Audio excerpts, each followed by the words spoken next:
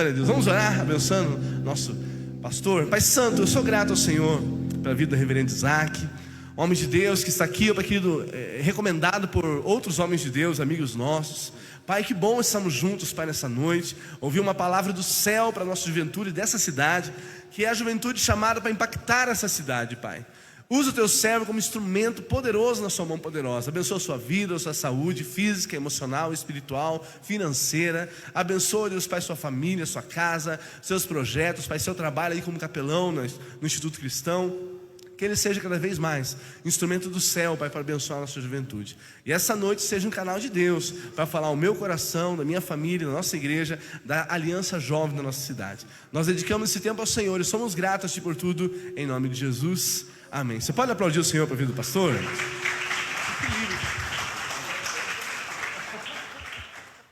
Amém.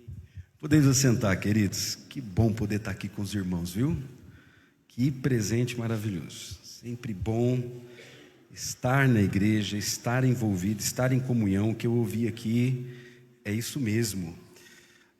Abra a palavra do Senhor junto comigo aí. Abre em Mateus capítulo 5. Mateus, Evangelho registrado por Mateus, capítulo 5. Nós vamos ler a partir do verso de número 1. Eu acho que está dando microfone, não está?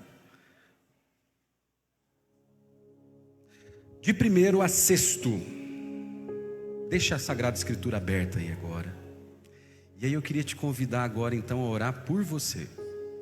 Combinado? Oraram por mim aqui, foi maravilhoso.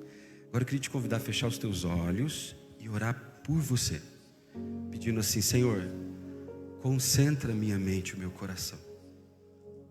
Não deixa a minha carne me atrapalhar nesse momento. Eu preciso ouvir tua voz. Eu preciso que o Senhor fale comigo. Aquieta minha mente, meu coração.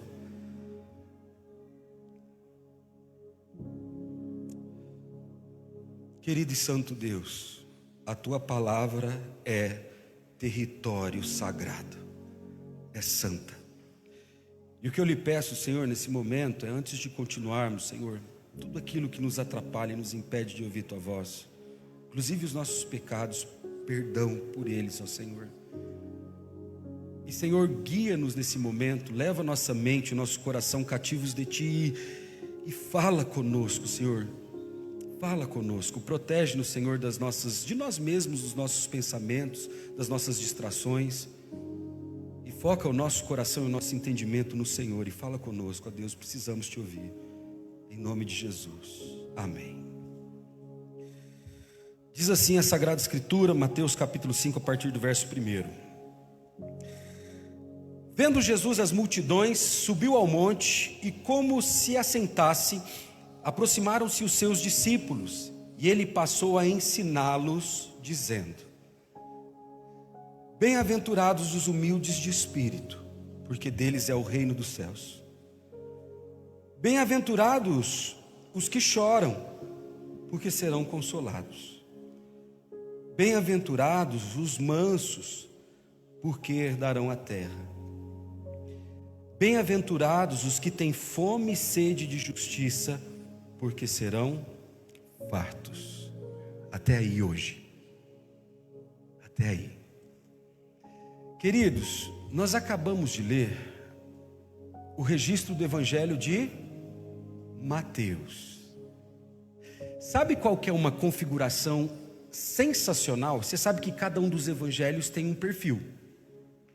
Uns dirigidos a romanos, contexto de helenização da época, outros cada um tinha um. Este daqui, que nós acabamos de ler, judeus.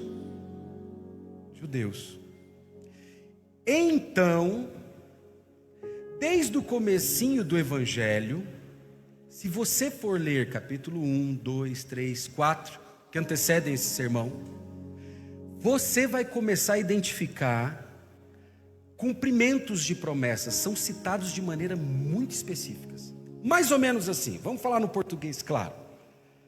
Sabe aquele rei, o Messias, aquele que foi prometido, aquele que vem para salvar o seu povo, aquele que apareceu aqui em Daniel, aquele que foi citado aqui, ali, sabe, esse rei está vindo. E tanto é que o evangelho começa com genealogia, que é extremamente importante para o judeu. Por quê? Vem daqui, vem dali, vem, como a gente cantou aqui, o descendente de Davi, não é isso? O homem mais notável. É basicamente assim, sabe, esse rei, e para o judeu é o quê? Um rei, é isso mesmo. Tanto é que às vezes configurava associação de poder.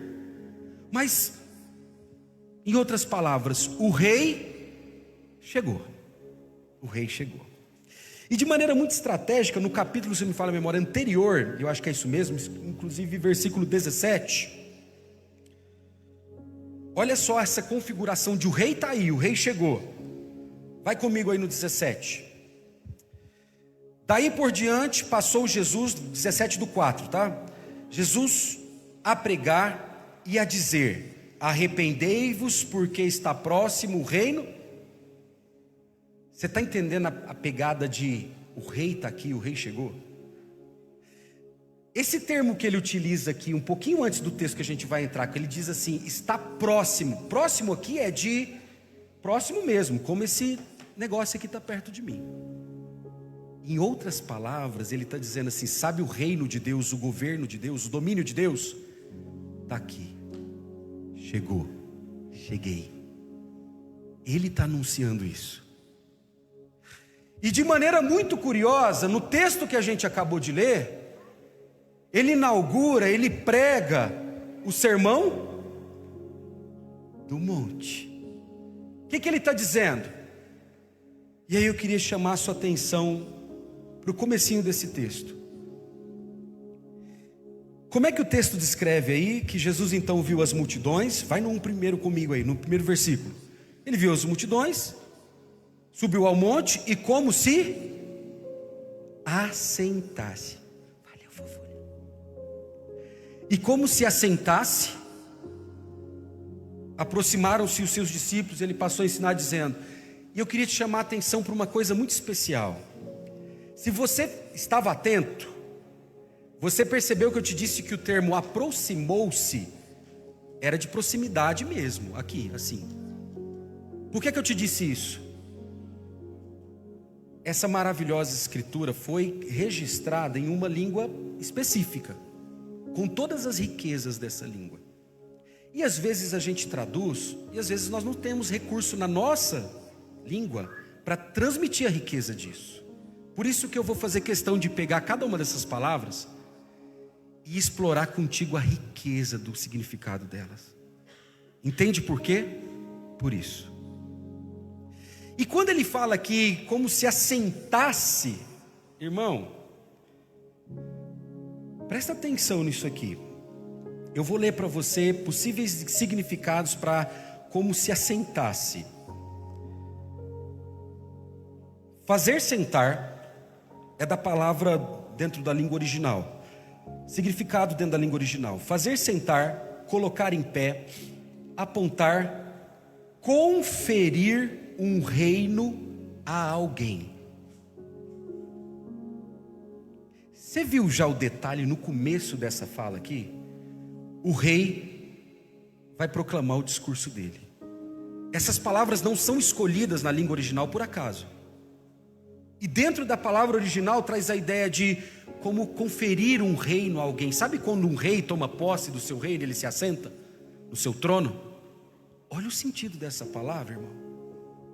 Como se um rei tomasse assento no seu trono.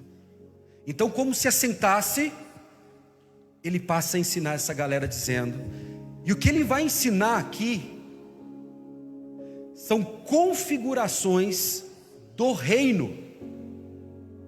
É como se o rei estivesse dizendo assim, como não? O rei está dizendo, no meu reino é assim. E olha que maravilhoso. Ele começa dizendo assim, no meu reino, sabe o que tem? Bem-aventurado. Sabe qual é a ideia? Sabe a ideia de... Não é qualquer felicidade. A gente está falando aqui de bem-aventurança, de satisfação de vida. Nós estamos falando de uma felicidade redentiva. Sabe o que é isso? Não é felicidade, alegria, aquela satisfação de quando você compra um tênis, ou quando você adquiriu, passou no vestibular, ou comprou o negócio que você desejava. Não é isso, não é essas coisas passageiras. Ele está dizendo aqui, no meu reino tem bem-aventurados. Sabe o que ele está dizendo? No meu reino tem gente que sente felicidade redentiva, que não está associada a uma conquista efêmera, passageira, não, está associada a algo que diz respeito à redenção, a ser liberto dos seus pecados, a ser perdoado, desfrutar a alegria da presença de Deus, a alegria da salvação. Sabe isso? No meu reino tem gente assim. Vai estudar os diversos significados de bem-aventurado na Sagrada Escritura, você vai ficar maravilhado. Essa é a ideia. Lembra Salmo 1? Bem-aventurado o homem, lembra? Feliz redentivamente. São esses, são os meus filhotes,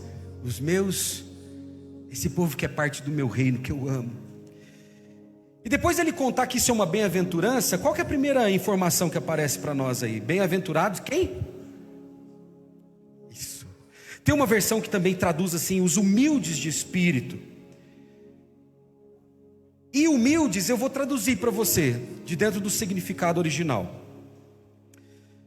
Potchos, do grego. Traduções: reduzido à pobreza, mendicância, que pede esmola, destituído de riqueza, influência, posição, honra, humilde, aflito, destituído de virtudes cristãs e riquezas eternas, desamparado, impotente para realizar um objetivo, pobre, indigente, necessitado em todos os sentidos com respeito a seu espírito. Você entende o que é que o texto está dizendo? Não parece uma loucura? Ele está falando assim, cara, no meu reino tem gente feliz redentivamente que não tem condição nenhuma. Não tem um tostão furado, não consegue. E aqui eu não estou falando de dinheiro não, porque o texto fala do quê? Pobre, show de bola. Pobres de... Sensacional. Tradução para espírito aí. Espírito, isto é, principal vital pelo qual o corpo é animado, espírito racional, poder pelo qual o ser humano sente, pensa, decide, o seu ser. Você está entendendo que o texto está falando assim, ó, redentivamente feliz, tem gente assim no meu reino, que percebeu que não consegue sustentar, não tem riqueza, por exemplo, para comprar a sua entrada no reino dos céus, que percebeu o tamanho da sua impotência. Entende isso? E aí eu quero parar aqui então. Parou. Foca aqui. A gente está falando, queria que você prestasse muita atenção nisso. Nós vamos falar de uma ordem progressiva. Entende? Ele vai te dizer assim, ó, no meu reino começa assim, vai acontecendo isso, e vai acontecendo isso na vida do cidadão, e no meu reino tem isso. Sensacional a abertura do Sermão do Monte, sensacional. Ele está dizendo as características de alguém que pertence ao reino. Então, fecha parênteses, voltamos para cá. Você entendeu que é progressivo. Então ele está começando a descrever. Primeiro, gente feliz no meu reino percebe que não tem poder nenhum, não consegue nada. Bem-aventurados, o povo feliz que tem no meu reino, porque eles perceberam que eles não conseguem sozinhos, que no ser deles, eles têm assim, completa consciência de que eu não tenho cash para dizer assim, Deus, eu mereço estar aí, no teu reino. Não temos condição, e a gente não consegue mesmo. Você quer uma prova real disso? Mesmo depois, com o agir do Senhor no nosso coração, o que a gente continua fazendo? Pecando. E se Deus não tem misericórdia, não sobra nenhum de nós aqui. Se Deus não fala assim, é pelo meu poder, é porque eu vou bancar. ninguém come, ninguém estaria vivo. Bem-aventurados os humildes de espírito, porque, olha que coisa mais linda, porque deles é o reino dos céus. Irmão, olha isso, no meu reino tem gente redentivamente feliz, feliz porque entendeu e percebeu a verdade, que não consegue, não pode, não dá conta. E aí eu vou te fazer uma pergunta, lembra da progressividade que eu te falei? Você passou por essa fase? De chegar diante de Jesus e perceber a sua pobreza espiritual? Perceber, Jesus, eu sou um pecador. Perceber que você não tinha crédito nenhum para reivindicar nada, para chegar diante dele e o seu joelho dobrar, o seu coração derramar e você dizer assim: Jesus, só tem um jeito, o Senhor me perdoa e me salva. Você passou por essa fase? Ele está dizendo que no reino dele acontece isso com os cidadãos do reino. Entende isso? Dobra o joelho, eu não posso. Se o Senhor não perdoar, não tem jeito. E aí ele diz assim, sabe por quê? Porque eu estou dando uma boa notícia para esse povo. Quando eu mostro a verdade para eles, que eles não conseguem, eu estou anunciando e proclamando a verdade. Mas ao mesmo tempo eu estou dizendo, eu posso. Eu consigo perdoar você. E quando ele fala que reino, a ideia de basileia, traz a ideia de, não de domínio no sentido de territorial, sabe? Quando alguém, não dá para confundir esse significado. Quando ele fala basileia, quando ele fala domínio, porque o reino de Deus, reino, ele está falando do poder de Deus que domina o seu e o meu coração. Entende isso? Ele entra, ele atravessa o seu peito e diz assim, deixa que eu controlo. Deixa que eu vou te conduzir a essa percepção da sua incapacidade, do seu pecado. Deixa que eu vou te levar a perceber isso, a ver a verdade. Mas saiba que eu não estou fazendo isso com aspecto mal, no sentido soberbo. Não. Eu estou fazendo isso para te contar a verdade. A verdade sobre você e seu estado. Porque eu estou executando o domínio dentro do seu coração, o reino de Deus. Você passou por essa frase de... Aí sabe o que acontece? Qual é a próxima frase quando a gente percebe a nossa pobreza? Está aí no texto, leia aí. Segunda bem-aventurança. Bem-aventurado? O que acontece, irmão? Assim que a gente percebe. E aí eu quero ler para você aqui significados de os que choram. Penteu, lembra prantear. Significado? Prantear por, lamentar alguém. Aí existem as comparações de sinônimo dentro da língua original. Para especificar que sentido é do prantear, ele traz assim: lamentar é aquele lamentar pelos mortos. Aplicado também à lamentação apaixonada de qualquer tipo, tão intensa que não se pode conter. Olha que louco isso. Sabe o que acontece quando a gente reconhece a nossa pobreza? Que o Senhor chegou e lança luz. Você não vai estar entregue mais a você, filhão. Vou te libertar de você, da sua maldade, do seu pecado, das suas escolhas ruins. Olha aqui. Pum, ele quebra. O que acontece com a gente quando isso não dá para ser contido aqui dentro? O que a gente faz? Aquilo dobra os seus joelhos, o seu coração explode, vaza pelos seus olhos, e você fala: Senhor, como eu ouvi aqui, me lembrei da minha época de pastor Antônio Cirilo.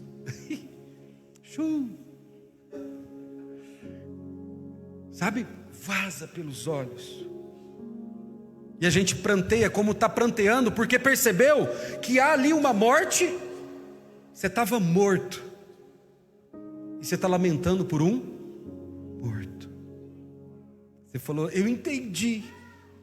O meu estado de mendicância é tal que eu estou morto nos meus delitos e pecados. Romanos capítulo 3. E eu entendi que o Senhor chegou aqui e exerceu o controle sobre o meu peito. Levou o meu coração ao arrependimento tal que está vazando pelos meus olhos. Eu não consigo nem segurar no meu peito. Está explodindo. E eu estou: Senhor, é isso que eu sou, perdoa os meus pecados, me ajuda. Minha pergunta: isso aconteceu com você? Porque isso é característica de quem está no reino. Cidadãos do reino. O que acontece com os cidadãos do reino? Eles são bem-aventurados por isso, porque eles perceberam isso, foram conduzidos a ver isso. Os que choram porque serão o quê? Consolados. Sabe qual é o significado de consolados? É paracaléu. Paracaléu é a ideia de pegar assim e fazer assim: vem cá, vem cá, vem aqui. Sabe? Juntar, chamar para o lado. Isso é paracaléu. Vem cá. Ele está dizendo assim: olha que maravilhoso isso. Vou fazer você perceber, vou controlar o seu coração, senão você nunca pediria perdão e nem reconheceria seus erros. Isso vai explodir, dobrar os seus joelhos, quebrantar seu coração, vazar pelos seus olhos. Mas saiba de uma coisa: o que Jesus faz? Vem cá. Que eu estou fazendo tudo isso não é para... Não, é para te consolar. Chega aqui, você está lamentando por isso, agora me dá um abraço. E tem um sentido de exortação também, de cuidado. Olha que louco isso, como alguém que... Meu filho, você reconheceu seus pecados, dá um abraço aqui. Olha que doido isso, gente. Isso é forte demais.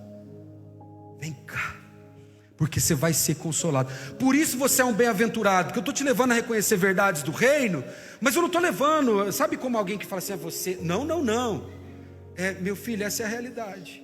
Senhor, misericórdia. Vem cá, meu garoto, vem cá, minha menina,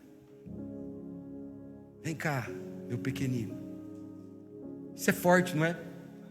Isso é forte, não é, pastor? Isso é, arrebenta o peito da gente, porque paracaléu, você vai ser consolado, meu filho.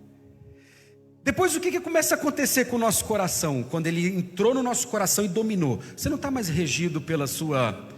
Lembra quando você era tomado pela sua carne? Você vivia do jeito que seu nariz queria, não era isso? Eu fazia assim, eu se dava vontade disso, eu dava vontade daquilo. Sabe quando você é controlado pelas suas pulsões carnais? Se eu quero, eu faço. Importante é se eu estou feliz. Lembra dessa época? Lembra disso? Agora ele está dizendo assim: e tem mais, você vai ser muito feliz, porque eu vou te livrar dos seus ímpetos carnais, malvados, que tanto te faziam sofrer, te escravizavam, arrebentavam o seu ser. Arrebentavam o seu ser. Você sabe disso, porque você foi levado a reconhecer. Agora eu vou te tornar o quê? Leia aí, irmão, qual que é a próxima bem-aventurança? Agora eu vou te tornar manso. Olha isso. Eu vou tentar trocar a palavra, sabe? Domesticável é muito agressivo, né? Mas manso traz a ideia de gentil. Olha só, gentileza, bondade de espírito, humildade para Deus, aquela disposição de espírito com a qual aceitamos a forma de lidar de Deus conosco, sem no entanto disputar ou resistir. Entende isso?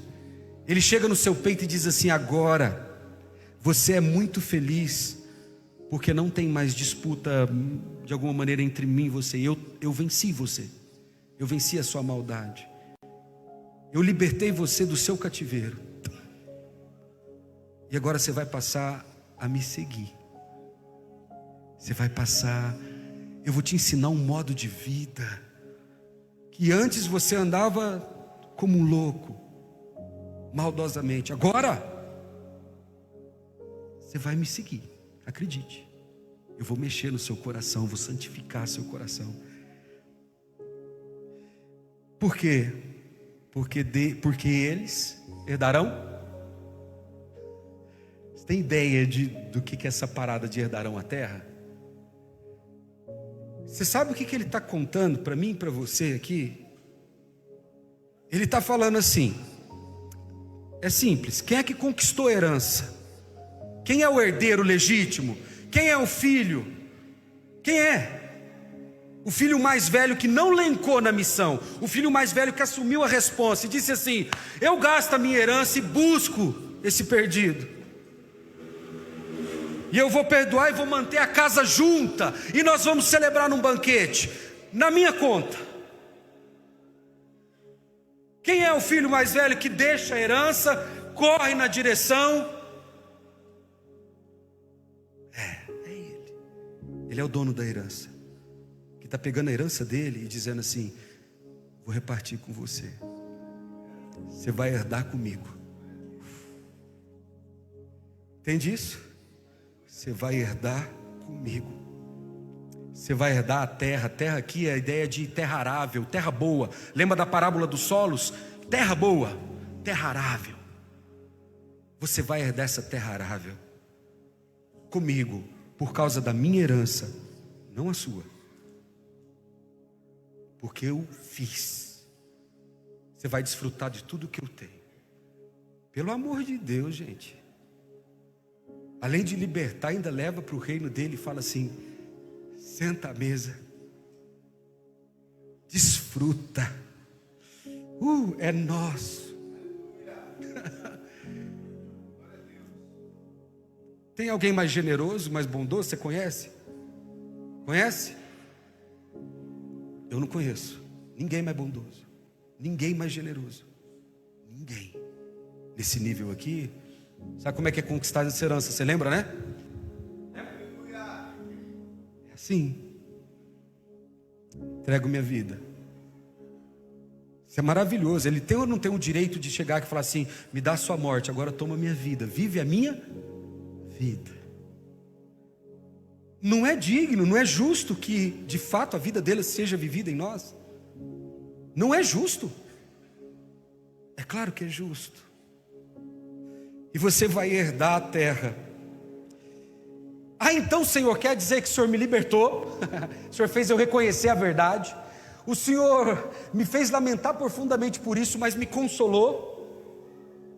Quer dizer que agora o Senhor me libertou tanto de mim, que eu me tornei um manso? Olha que maravilhoso. E o Senhor está me conduzindo para a festa do banquete. E ele fala assim: e tem mais, meu filhão. Se isso já arrebentou o seu peito, você não sabe, tem mais.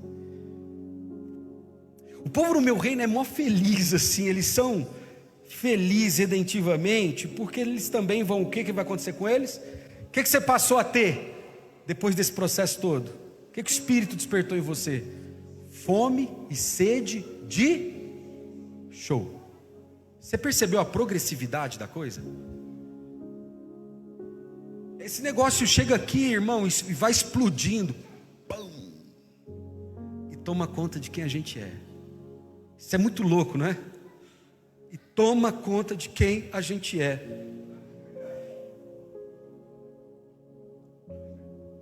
Toma conta de quem a gente é. Ele está te dizendo que você vai passar a ter fome e sede. Eu vou te dizer por cima: fome e sede. Fome e sede aqui é aquela fome, é aquela sede de, sabe, que você está assim, sedento. Sabe qual é a referência da corça que anseia por água? Lembra daquilo? E você sabe o que significa justiça aqui? Eu te conto. Fome de que? Tudo o quê? De que justiça é essa?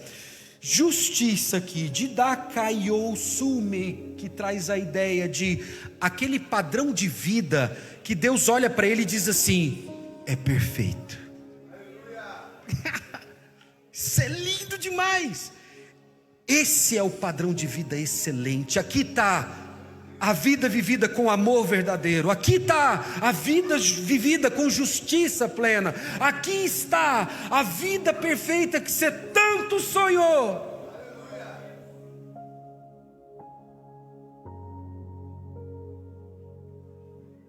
Aqui está. Eu trouxe. Como pode os nossos olhos ainda flertar com qualquer outro tipo de felicidade? Como pode alguém querer uma herança que não seja ele?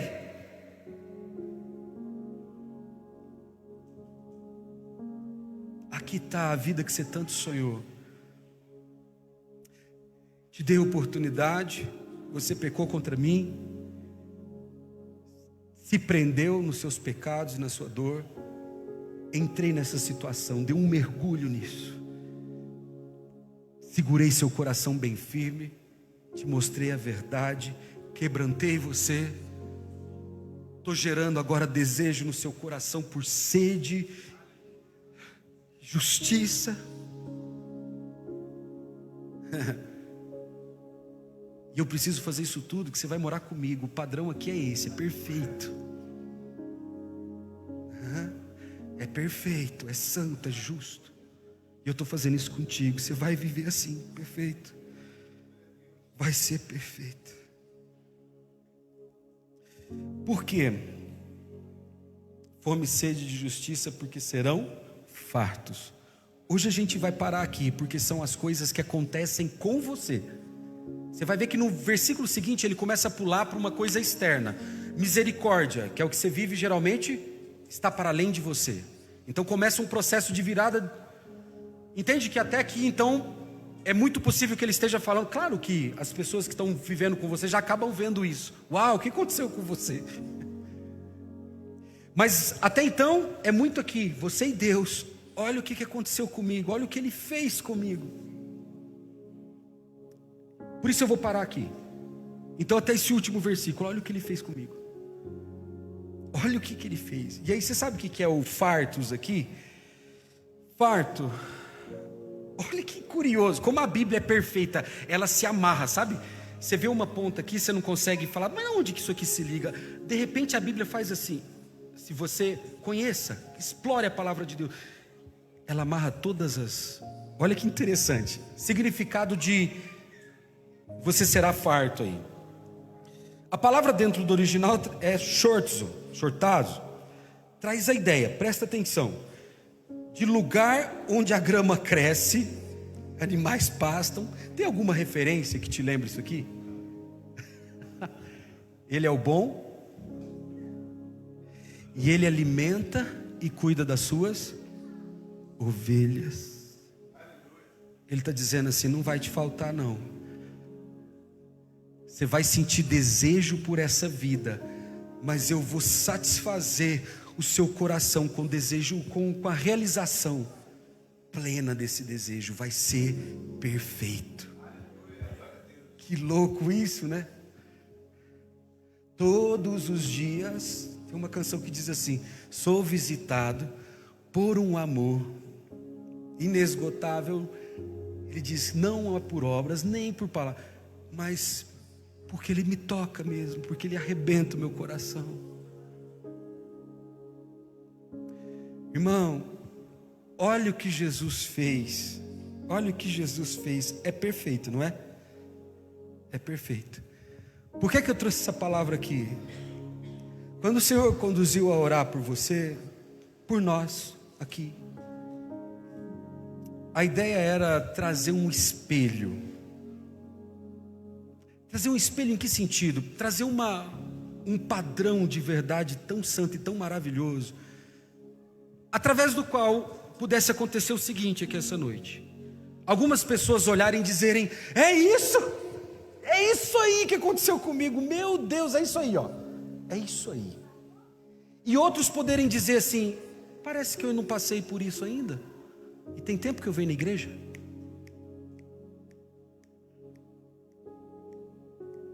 Recebeu?